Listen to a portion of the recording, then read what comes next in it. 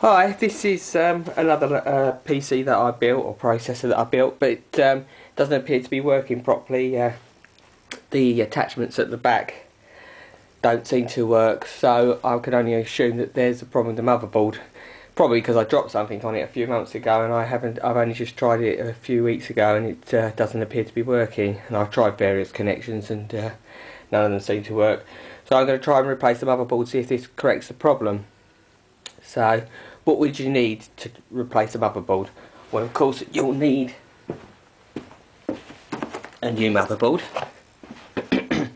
If you want to replace your own motherboard, sounds very daunting. It's not as hard as it sounds, but really you should get a professional to do it.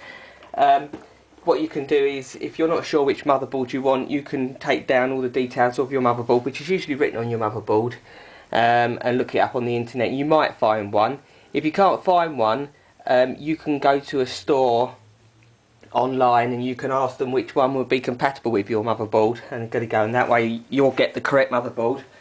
Obviously, one of the most important things is you need it to do what you're going to do, and the second thing that's very important, it must fit your CPU. So this is an AMD 2, so that's what that motherboard is, but it's almost the same as the one I've got, just ever so slightly different, but it won't cause a problem anyway.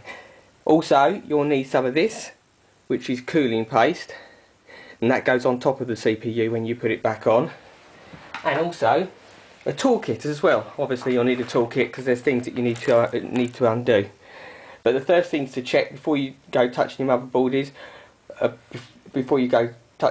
taking it out, is to check that it's unplugged, and also check that you've got plenty of room to move around, because it can be quite a fiddly job. You need to move around the processor, and when you're putting the new one on, you'll need to put an anti-static wrist strap on if you've got one, but you should really wear one whenever you're touching anything with a computer, including the RAM with onboard memory.